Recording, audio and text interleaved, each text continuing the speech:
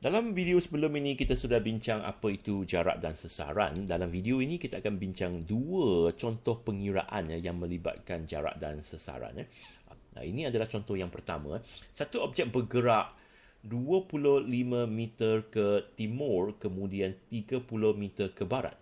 Berapakah jarak pergerakan itu dan berapakah sesaran objek itu daripada titik permulaan pada akhir pergerakan. Okey. Jadi, mula-mula objek itu bergerak 25 meter ke timur. Katakan sebelah kanan ini adalah timur lah. Dia bergerak 20 meter ke timur. Lepas tu dia bergerak 30 meter ke barat.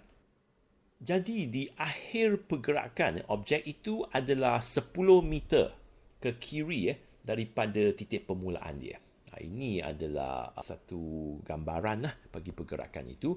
Bagi A senang saja. Sebab jumlah jarak adalah jumlah lintasan yang dilalui. Mula-mula dia bergerak 20 meter, lepas tu dia bergerak 30 meter, maka jarak dia adalah 50 meter. Senang saja. Bagaimana pula dengan sesaran dia? Okey. Sesaran dia, mula-mula dia ke kanan 20 meter. Katakan ke kanan adalah positif. Jadi sesaran dia adalah positif 20 meter. Lepas tu dia ke kiri. Ke kiri sebab dia adalah dalam arah pertentangan. Maka sesaran dia adalah negatif 30 meter. Ya. Jadi jumlah sesaran atau sesaran akhir dia adalah 20 meter tambah dengan negatif 30 meter. Ya. Jadi sesaran akhir dia adalah negatif 10 meter. Jadi negatif 10 meter ini bermakna dia berada dalam arah negatif. Arah negatif dalam kes ini adalah kiri lah. Okay? Dia berada dalam arah negatif dan jarak dia adalah 10 meter. Okay? Ini adalah beza di antara jarak dan sesaran. Jarak adalah jumlah lintasan yang dilalui. Sesaran adalah jarak terdekat di antara dua titik. Jarak terdekat tu 10 meter lah. Okay. Dan juga bagi sesaran tu kita perlu nyatakan arah dia. Dalam kes ni arah dia adalah negatif. Mari kita lihat contoh yang kedua ini. Sebuah kereta bergerak 400 meter ke utara dalam masa 5 saat. Jadi dia bergerak ke utara. Katakan ini adalah utara lah. Ya. Utara. Okay. Dalam masa 5 saat. Jadi jarak dia adalah 400 meter dan masa adalah 5 saat. Okey. Lepas tu dia bergerak ke barat. Lepas tu dia bergerak ke barat. Okey. Katakan ini adalah barat lah. Okey. Dan jarak yang dilalui adalah 300 meter dan masa yang diambil adalah 10 saat. Okey. Jadi soalannya ialah berapakah jarak pergerakan kereta itu? Okey, ini senang saja sebab jarak adalah sama dengan jumlah lintasan. Jarak sama dengan jumlah lintasan. Jadi jarak yang dilalui adalah 400 meter, lepas tu 300 meter. 400 meter tambah dengan 300 meter, maka jarak yang dilalui adalah 700 meter. Tak perlu nyatakan arah. Okey. Bagaimana pula dengan sesaran kereta itu dalam perjalanan? Okay. Sesaran adalah jarak yang terdekat di antara dua titik. Jadi titik permulaan dia di sini, titik akhir di sini. Jadi jarak yang terdekat itu adalah jarak dalam garis lurus lah. Okay. Ini adalah jarak dalam garis lurus. Okay. Ini adalah 90 darjah sebab utara dengan barat tu arah dia. Ya.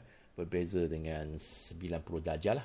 Kalau dia adalah 90 darjah, maka ini adalah segitiga bersudut tegak.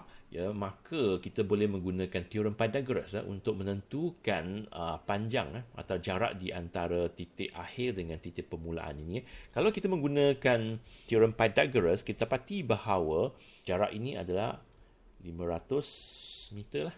Ya, okey, sebab teorem Pythagoras tu adalah katakan ini sesaran tu S. Okey.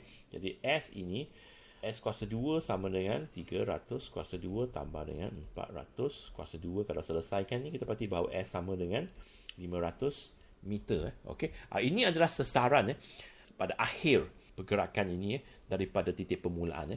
Sesaran dia 500 meter. Tapi kita belum habis lagi. Sebab apa? Sebab sesaran adalah kuantiti vektor. Kuantiti vektor tu dia ada arah. Selain daripada menyatakan magnitude dia 500 meter ini, kita juga perlu menyatakan arah dia. Okey. Jadi bagaimana kita mencari arah dia? Katakan kita nak guna sudut ini lah, ya, sudut ini. Okey. Kita boleh menggunakan trigonometry untuk mencari arah dia. Di sini kita boleh mengguna tangent, tangent. Kita pasti bahawa tangent theta, okey, sama dengan sisi pertentangan, iaitu 300 bahagi dengan sisi persebelahan 400 meter. 400 meter. Jadi theta ini sama dengan arc tangent 0.75, dan dengan menggunakan calculator kita dapati bahawa ini sama dengan 36.9 darjah. Okey. Jadi sesaran dia adalah 500 meter, arah dia.